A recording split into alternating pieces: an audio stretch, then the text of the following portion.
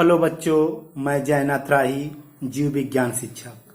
बच्चों, आज हम पादप कोशा का नामांकित चित्र कैसे बनाया जाता है सरल विधि से, सरल तरीके से, उसको आज हम देखेंगे। हेक्सागोनल चित्र को खींचेंगे। ये जो हेक्सागोनल जो चित्र है ये आपका पौधे का क्या है? सेल वॉल है। क्या है? पौधे का सेल वॉल है। पादप कोशा में सबसे बाहरी जो परत होती है वो क्या होती है? कोशा भित्ति होती है, जिसे हम बोलते हैं क्या? सेल वॉल बोलते हैं। क्या बोलते हैं? Cell wall. इसी से पता चलता है कि कोई जीव पादप है या जंतु है। तो सबसे पहले हम लोग हेक्सागोनल चित्र खींच लेंगे। इसके बाद ऊपर आवरण को खींचेंगे। आराम से देखिए और चित्र बनाने की कोशिश करिए। ये कुछ आसान तरीका है जिसके द्वारा हम लोग पादप कोशा के चित्र को बना सकते हैं। तो स्केल के सहारे हमने पहले क्या किया है? उसका आवरण बनाया, जिसे हम बोलते हैं कोशा भित्ति।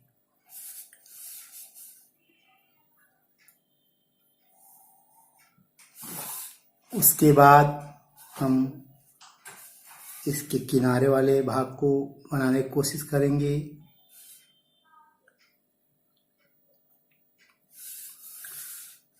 जो कोशा भित्ति होती है वो दृढ़ और रिजिड होती है। ये मृत मानी जाती है।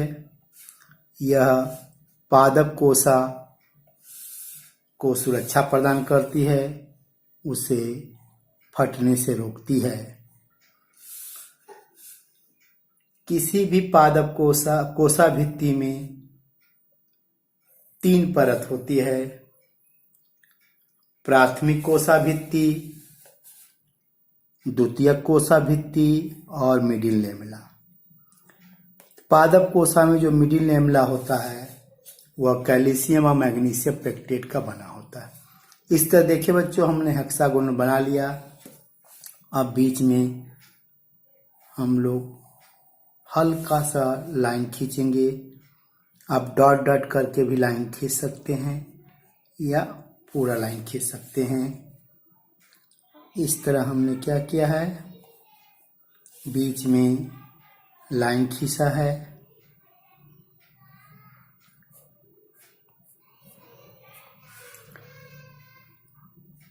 हम पहले भी बता चुके हैं, कोशा भित्ति किसी भी पादप कोशा की क्या है? पहचान है। यह केवल पादप कोशा में पाई जाती है। इसके बाद ऐसे लाइन खींच देंगे हम।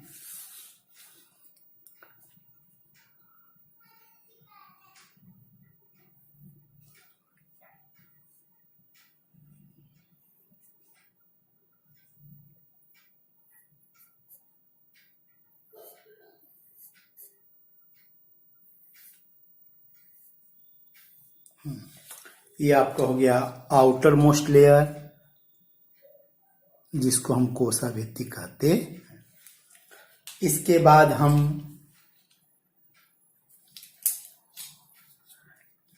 ये क्या हो गया आपका? सेल वॉल, जिसको हम बोलते हैं कोशा भित्ति। अब इसके बाद हम बनाएंगे इसके नीचे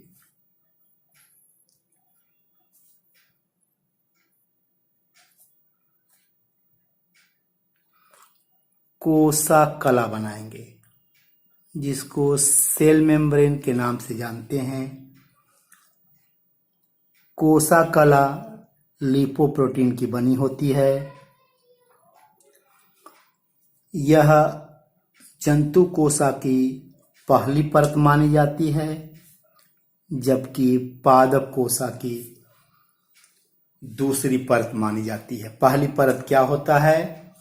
सेल वॉल होता है, जबकि दूसरी परत क्या होता है? आपका सेल मेम्ब्रेन होता है। क्या होता है? Cell membrane. इसको हम बोलते हैं क्या?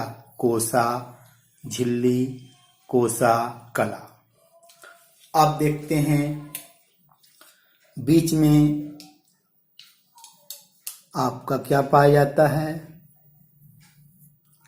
ज्यादा जगह लिया रहता है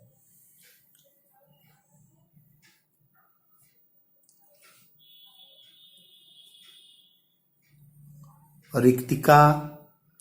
यह पादप कोशा में बड़ी होती है। मैक्सिमम जो स्थान है वह आपका रिक्तिका ही छेके रहता है। रिक्तिका के अंदर तरल पदार्थ पाया जाता है। इस तरल पदार्थ को कोसा रस के नाम से जानते हैं। रिक्तिका की जो बाहर की परत होती है उसे हम क्या बोलते हैं? टोनोप्लास्ट कहते हैं। क्या कहते हैं? टोनोप्लास्ट। ये आपका क्या हो गया है? रिक्तिका हो गया है। इस रिक्तिका को हम बोलते हैं क्या? वैक्यूल्स बोलते हैं। क्या बोलते हैं? वैक्यूल बोलते हैं। और इसके बाहर की जो परत होती है उसे हम बोलते हैं टोनोप्लास्ट। इस कोसा रस में एंथोसायनिन नामक क्या होता? पिगमेंट पाया जाता है। एक कोशिश करते हैं। केंद्रक, सभी कोसा में केंद्रक अनिवार्य रूप से पाया जाता है। किसी किसी में केंद्रक नहीं भी पाया जाता है। जैसे आपका क्या है? लाल रक्त कणिकाएं, उनमें केंद्रक नहीं पाया जाता है। केंद्रक को हम क्या बोलते हैं? कोसा का दिमाग कहते हैं, क्योंकि कोसा में जो भी एक्टिविटी होती है वह केंद्रक द्वारा ही परफॉर्म की जाती है। इसीलिए mind of cell, controller of cell कहते हैं। सबसे पहले हमने क्या बनाया है? आउटर मोस्ट लेयर इसका है। केंद्रक के चारों ओर दोहरी आवरण की झिल्ली पाई जाती है। इस झिल्ली को हम बोलते हैं क्या? केंद्रक कला बोलते हैं।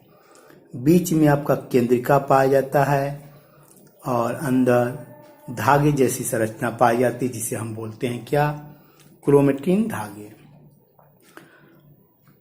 केंद्रक के कला के ऊपर आपका एक विशेष संरचना वाला कोशिकांग पाया जाता है। यह ट्यूब जैसी संरचना होता है।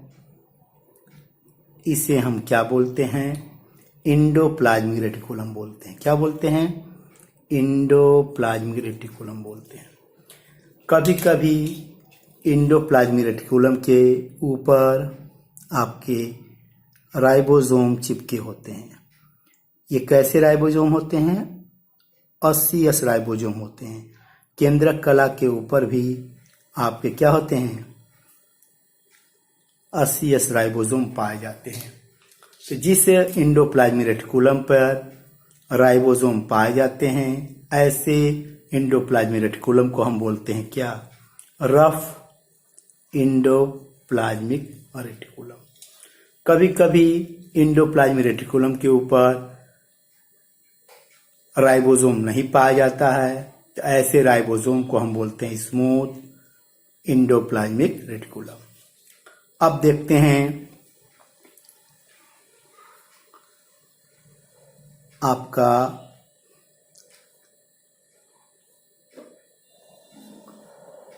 हरित लवक। पादप कोशिका की ये पहचान है कि हर पादप कोशिका में हरित लवक पाया जाता है। यह कोशिका का सबसे बड़ा कोशिकांग होता है और सबसे छोटा जो कोशिकांग होता है वो आपका राइबोसोम होता है। ये इस हरित लवक में हरा भाग होता है, उसे ग्रेना बोलते हैं। ये सिक्के की ऐसी संरचना होता है, थाइलोकॉइड मेम्ब्रेन के बने होते हैं। ये ग्रेना वाला भाग है और इधर जो सादा भाग होता है उसे स्ट्रोमा बोलते हैं। इसी क्लोरोप्लास्ट में क्लोरोफिल पाया जाता है, इसीलिए प्रकाश संश्लेषण करते हैं, इसीलिए इसे कोशाकार रसोई घर भी कहते हैं। अब देखते हैं हम माइटोकॉन्ड्रिया बनाने की कोशिश करते हैं। माइटोकॉन्ड्रिया दोहरी झिल्ली का कोशिकांग होता है। इसको हम पावर हाउस ऑफ सेल बोलते हैं, क्योंकि एटीपी का निर्माण इसी माइटोकॉन्ड्रिया के अंदर होता है। तो इसको हम बोलते हैं क्या? हरित लवक या क्लोरोप्लास्ट बोलते हैं। जबकि माइटोकॉन्ड्रिया को पावर हाउस ऑफ सेल बोलते हैं, माइटोकॉन्ड्रिया।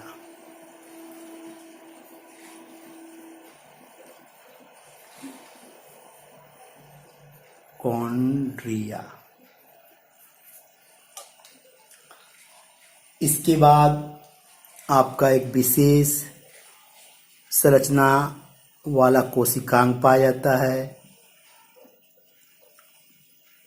इसको हम लोग गोल्गी कॉम्प्लेक्स के नाम से जानते हैं। किस नाम से जानते हैं?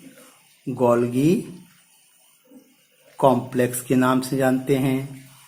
इस गोल्गी कॉम्प्लेक्स को पादप कोशा में डिक्टियोसोम के नाम से जानते हैं। किस नाम से? डिक्टियोसोम के नाम से जानते हैं। इसके अलावा कोशा कला के ठीक नीचे आपका जीव द्रव्य पाया जाता है, जिसको हम बोलते हैं प्रोटोप्लाज्म। क्या बोलते हैं? प्रोटोप्लाज्म, हिंदी में जीव द्रव्य बोलते हैं। प्रोटोप्लाज्म 2 भागों में बटा होता है। वह प्रोटोप्लाज्म जो सेल मेम्ब्रेन और केंद्रक कला, कोशा कला और केंद्रक कला के बीच में पाया जाता है, उसे हम बोलते हैं क्या? कोशा द्रव्य बोलते हैं। क्या बोलते हैं? कोशा द्रव्य। और जो जीव द्रव्य केंद्रक के अंदर पाया जाता है, उसे केंद्रक द्रव्य के नाम से जानते हैं। इसके अलावा राइबोसोम भी पाए जाते हैं। कौन सा पाया जाता है? राइबोसोम।